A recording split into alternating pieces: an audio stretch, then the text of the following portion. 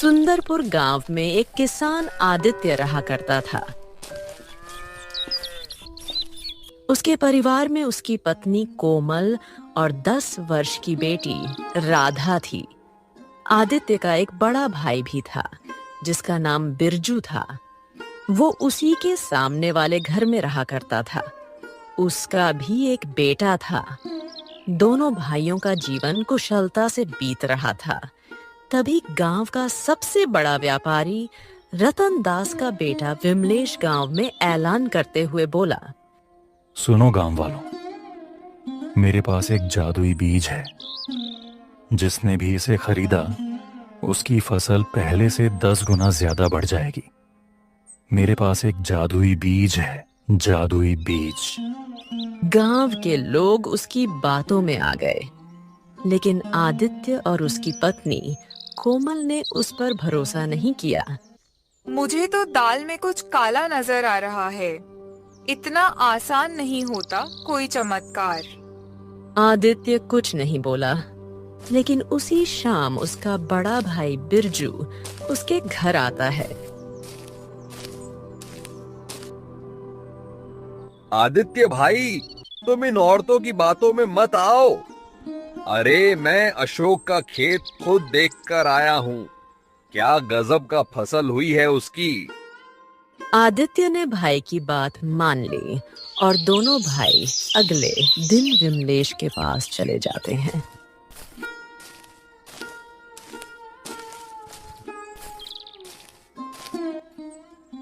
देखो, बीज तो मैं दे दूंगा, लेकिन बीज सस्ता नहीं है।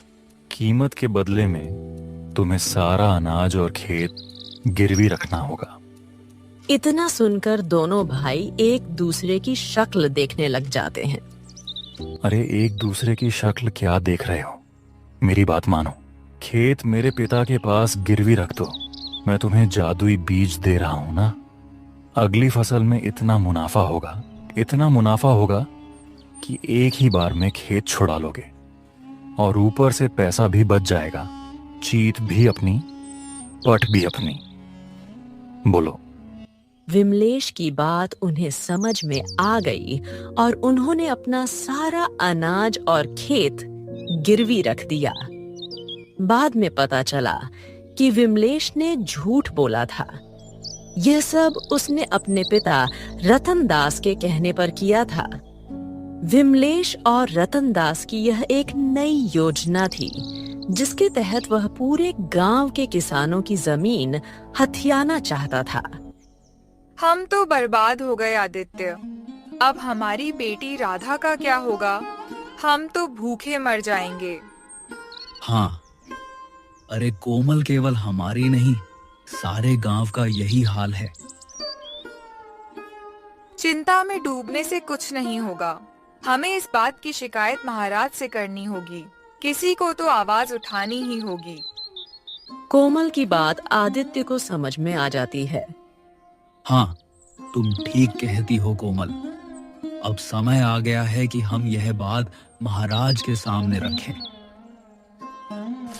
आदित्य उसी समय अपने बड़े भाई बिरजू के पास जाता है और जाकर बोलता है, भैया, हमें रतन दास और विमलेश की शिकायत महाराज से करनी चाहिए।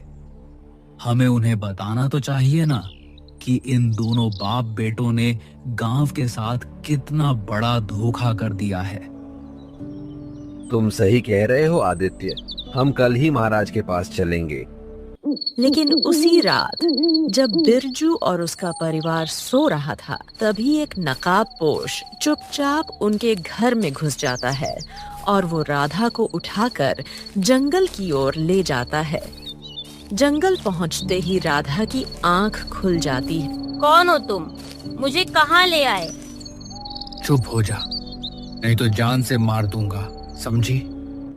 इतना कहकर नकाबपोश ने राधा को जमीन पर पटक दिया और उस पर हमला करने ही वाला था कि तभी एक काफिला उस रास्ते से गुजरता हुआ वहां आ पहुंचा, जिसे देखकर नकाबपोश डरकर वहां से भाग जाता है। काफिले में से एक व्यक्ति राधा के पास आकर बोला, कौन हो तुम बच्ची? राधा रोते हुए सारी घटना बताने लग जाती है, लेकिन गांव का नाम नहीं बता पाती। मुझे लगता है कि यह बहुत ज्यादा डरी हुई है। शायद इसी वजह से लगता है कि यह सब कुछ भूल गई है। अच्छा, तो क्या करें अब इसका? करना क्या है? बेचारी जंगल में कहाँ जाएगी? अगर इसे यहीं छोड़ दिया तो जंगली जानवर मार देंगे इसको। पहला व्यक्ति राधा से बोला, मेरा नाम गजानंद है, मैं एक व्यापारी हूँ। बताओ बेटा, क्या तुम मेरे साथ चलोगी? हाँ, चलूंगी। गजानन राधा को अपने गांव ले जाता है। राधा ने गजानंद के गांव को देखा। वो बहुत ही सुंदर, शांत और समृद्ध था। गजानन की हवेली विशाल थी और लोग प्रेम से रहते थे। गजानन की पत्नी सीता राधा को देखकर गजानन से बोली, अजी सुनिए, ये लड़की कौन है? भाग्यवान ये जंगल में मिली थी। कोई इसे उठाकर ले गया था, फिर डरकर छोड़कर भाग गया। इसका नाम राधा है। बड़ी प्यारी बिटिया है, देखो। हे भगवान, इसकी उम्र ही कितनी है? तू किसकी बेटी है बिटिया? मुझे कुछ याद नहीं आ रहा अम्मा। बस इतना याद है कि कोई मुझे उठाकर लाया था। अब तू मेरी बेटी है, मेरी कोई संतान नहीं है। आज से तू ही मेरी बेटी बनकर रहेगी। हाँ बेटी, इस घर को अपना ही समझना। अब से तेरा हर सुख दुख हमारा है, समझी बेटा? वक्त बीतता गया। 5 वर्ष कब निकल गए, किसी को पता न चला। राधा अब 15 वर्ष की हो चुकी थी। राधा गजानन और सीता को ही अपना माता पिता मानने लगी थी। पिताजी, मैं भी एक व्यापारी बनना चाहती हूँ। क्या कहा बेटी, व्यापारी? हाँ पिताजी, आपके जैसा व्यापारी जो गांव-गांव जाकर सामान बेचते हैं, मैं भी वैसा ही कुछ करना चाहती हूँ। बेटी, बेटियां तो पराया धन होती है। उनका ठिकाना ससुराल होता है, व्यापार नहीं। पिताजी, बेटियां अब कमजोर नहीं रही। वो व्यापार भी कर सकती है और विवाह भी। मैंने आपसे ही सीखा है कि मेहनत करने में लाज नहीं होनी चाहिए। अजी देखिए तो कैसी बातें करती है हमारी बेटी। लगता है जन्म से ही व्यापारी है। अच्छा ठीक है, चलो कल से मेरे साथ गोदाम चलना, ठीक है ना? अगले दिन राधा पहली बार गजानन के गोदाम जाती है। वहाँ कई प्रकार की जड़ी बूटियां बोरे में रखी थीं। पिताजी, यह सब क्या है? बेटा, ये खास तरह की जड़ी बूटियां हैं।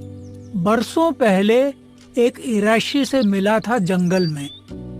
उन्होंने बताया था कि अगर इन्हें खाद में मिलाओ तो फसल दुगनी उगती है और जल्दी भी होती है। बस यही है इनका कमाल।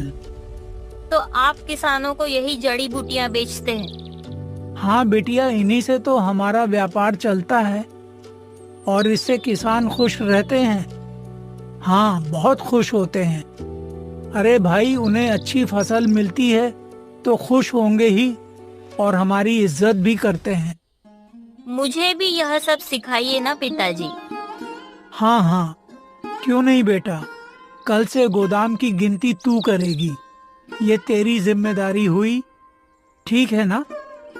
ठीक है पिताजी। इसके बाद राधा काम में लग जाती है। वो अपना काम बड़ी मेहनत और लगन से करती है। शाम का समय राधा गोदाम से वापस अपने घर लौट रही होती है कि तभी उसे सामने एक शेर खड़ा दिखता है। राधा काफी डर जाती है। वो शेर से बचने के लिए दौड़कर भागती है। वो भागते भागते जंगल में पहुंच जाती है। जंगल सुनसान था। हे भगवान, यह कहाँ आ गई मैं? यह तो काफी डरावना जंगल है। आज से पहले यहाँ कभी नहीं आई हूँ। मुझे बहुत डर लग रहा है। हे भगवान, मेरी रक्षा करना। इसके बाद राधा जंगल में आगे बढ़ती है। वो काफी परेशान थी। ऐसा लगता था जैसे वह फिर से जंगल में खो गई हो। वह जंगल से बाहर निकलने के लिए पूरे जंगल में इधर उधर भटकती है, लेकिन उसे कोई भी रास्ता नहीं मिलता है। अंत में वह थक हार कर एक पेड़ के नीचे बैठ जाती है। हे भगवान, मैं काफी थक गई हूँ। अब मुझसे और नहीं चला जाता। कृपया मेरी मदद कीजिए। कुछ ही देर में राधा की आंख लग जाती है और वह वहीं सो जाती है। इसके बाद जब राधा की आंख खुलती है तो अंधेरा हो चुका था।